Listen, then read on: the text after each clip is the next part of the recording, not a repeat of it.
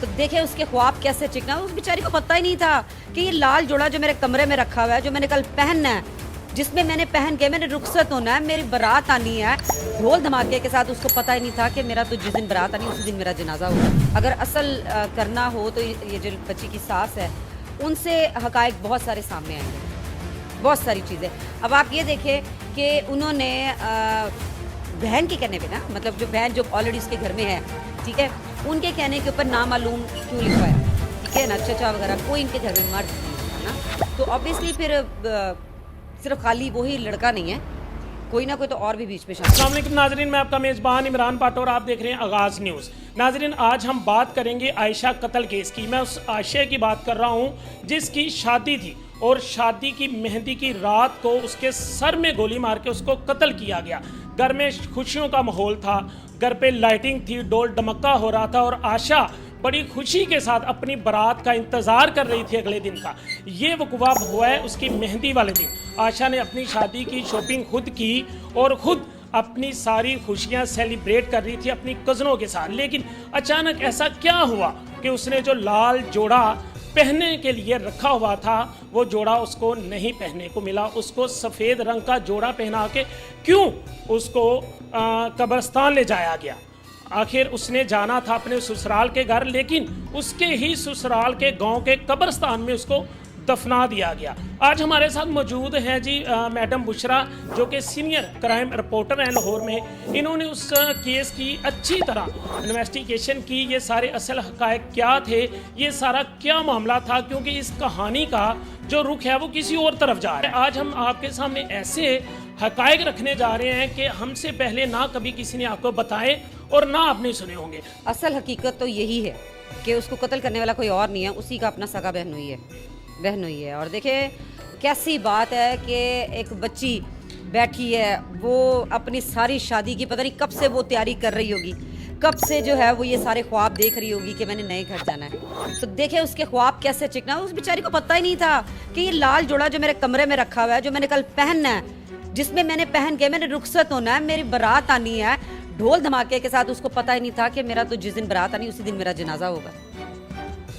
तो ये चीज़ बड़ी तकलीफ दे है ना, लेकिन अभी सुनने में तो बहुत सारी बातें आ रही हैं। आपने वहाँ के मोहल्लेदारों से भी बात की और बताया जा रहा है कि आप इनके ससुराल के गांव भी पीछे की, आपकी उनसे भी कोई बात हुई। तो ये कहानी थोड़ा और भी मोड़ जो है इसमें नज़र आ रहा है कि इसमें उसकी वालदा शामिल थी या उसकी जो बड़ी बहन है जिसका वो शोहर था जिसने कत्ल किया, उनका कोई सुनने में आ रहा है कि कोई शामिल है वो बीच में। जी देखें, अगर इनकी सास को पकड़ा जाए ना, अगर असल करना हो तो ये जो बच्ची की सास है उनसे हकायक बहुत सारे सामने आएंगे, बहुत सारी चीज़ें। अब आप ये देखें कि उन्होंने बहन के कहने पे ना, मतलब जो बहन जो ऑलरेडी उसके घर में है, ठीक है, उनके कहने के ऊपर नामालूम क्यों लिखवाया, FIR में नामालूम क्यों लिखवाया, ठीक है, जबकि आपको तो पता है कि मुल्जिम कौन है, किसने किया, आपने खुद देखा, तो फिर नामालूम लिखना ही नहीं चाहिए था। तो फिर इसका मतलब है कि घर वालों में इसीलिए तो देखें जब इन्होंने पुलिस ने इन्वेस्टिगेशन जब स्टार्ट की तो इनके पूरे घर वालों को लेके गए थे, सबके फ़ोन जब्त कर लिए थे, मतलब कि फ़ोन ऑफ कर दिए थे, सबके फ़ोन चेक हुए हैं, इनके भाई वालिद सबको ले गए थे, ठीक है ना, चचा वगैरह कोई इनके घर में मर्द नहीं था ना। तो ऑब्वियसली फिर सिर्फ खाली वही लड़का नहीं है, कोई ना कोई तो और भी बीच में शामिल। अच्छा, आशा जिस दिन कत्ल होती है तो कमरे में कितने लोग थे आशा के साथ, जो कि बताया जा रहा है कि सब सो रहे थे उसके साथ? अच्छा, वो सो रहे थे तो गोली की आवाज़ जब थी वो किसी ने नहीं सुनी जो साथ सो रहे होते हैं, ठीक है। तो गोली इतनी मतलब उसकी आवाज़ होती है, सुबह 6 बजे ही क्यों पता चला कि 6 बजे आपने देखा है कि जी वो आज खप डाली है कि वो उसके सर से खून निकल रही है, वो जबकि कमरे में और भी उसकी कज़नें मौजूद थी। अच्छा, ये भी बताया जा रहा है कि उसके गले पे कुछ निशानात थे कि जैसे उसका गला दबाया गया है, उसकी सांस रोकी गई है, कुछ ऐसी भी बात है? देखिए ये तो अब तहकीकात होंगी तो पता चलेगा। अब ये तो अब पोस्टमार्टम ये करवाते, उसके अंदर बहुत सारे हकायक आते थे। अच्छा, उसका शोहर एक वीडियो आई है सामने जिसके साथ उसकी शादी होनी थी, वो ये कह रहा है कि मेरी अमानत मुझे वापस कर दो, मेरी अमानत मुझे वापस कर दो। ये सारा मामला क्या है? वो अमानत कहाँ से लेगा? अमानत में तो ख़यानत हो चुकी। अब जो मरने वाली है क्या उस पर बात करें? ठीक है, वो एक वर्ड है, मुझे हो सकता है मुझे पंजाबी की मिसाल है मैं ना सही दे सकूं, साइयाँ कितने थे बधाइयाँ कितने, समथिंग कुछ इस तरह से। अगर आपको है, देखिए मैं अभी जो मरने वाला ना वो मर गया, उसकी मगफरत की दुआ करनी चाहिए। वो पीछे क्या कर रहा था क्या नहीं कर रहा था वो उस पर हमें बात नहीं करनी चाहिए, ठीक है ना, उसके क्या मामला थे क्या नहीं थे। लेकिन एक चीज़ मैं कहूँगी, कोई भी शख्स इस हद तक ऐसे नहीं आता कि किसी को आप मार ही दो, कोई ना कोई तो बीच में बात है ना। अच्छा, इसका 7 साल से रिलेशन था अपने मंगेतर के साथ, दोस्ती थी, दोस्ती प्यार में बदली, प्यार शादी तक जा पहुंचा। और ये बहनोई जो जिसने इसको कत्ल किया है, ये खुद जाता रहा इनके साथ, इनके घर पे दिन डिसाइड किए हैं, रस्में करते रहे हैं, ये सब चीज़ों में शामिल था। तब इसने कोई बात नहीं, कोई चीज़ ऐसी सामने नहीं आई, अचानक ऐसा।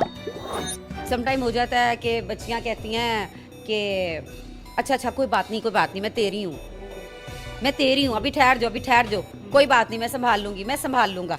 वो फिर जब मौका आ गया, अगले दिन बारात आने वाली हो गई, तो फिर अब बाकी बात आप समझ जाए। अच्छा, मारने के बाद वो जो पिस्टल था वो कमरे में वो छोड़ गया? नहीं, कमरे में नहीं, वो ऊपर छत पे गया, छत पे जाके उनकी खाली प्लॉट था, वहाँ पे उसने फेंका, उसका जो था वहाँ पे गिरा हुआ था, और फिर पुलिस ने वहाँ से रिकवर किया। और छत पे गया, कमरे में मारने के बाद छत पे पहुंचा? हाँ जी, फिर वो भाग गया। अच्छा, उसके घर वालों ने उसको नहीं देखा?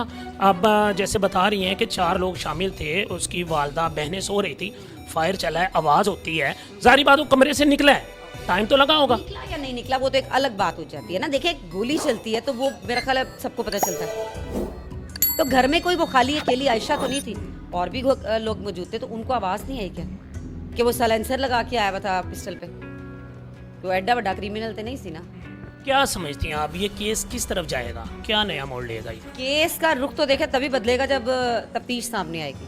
तफ्तीश जब सबके सामने आएगी तो पता चल जाएगा, अभी तो हो रही है तफ्तीश। कोई माफ़ी का भी सिलसिला बन सकता है, क्योंकि उसकी एक बहन बल्कि 2 बहनें उसके घर में हैं, जिस लड़के ने कत्ल किया उसके घर में है, माफ़ी का कोई सिलसिला? अक्सर ऐसे केसेस में होता यही है कि वो पाँव पड़ जाते हैं, चलो छड़ दे, वो भैन का घर खराब हो जाएगा, वो तलाक दे देगा, वो कहता मैं तलाक दे देंगे, तो फिर वो बाकी घर बचाने के लिए जो है ना वो कहते चलो मरण वाला तो मर गया, ये नहीं देखते कि ज्यादती हुई है क्या हुआ है, वो कहते मरने वाली तो चली गई, चलो माफ़ी करो, मिट्टी पाओ।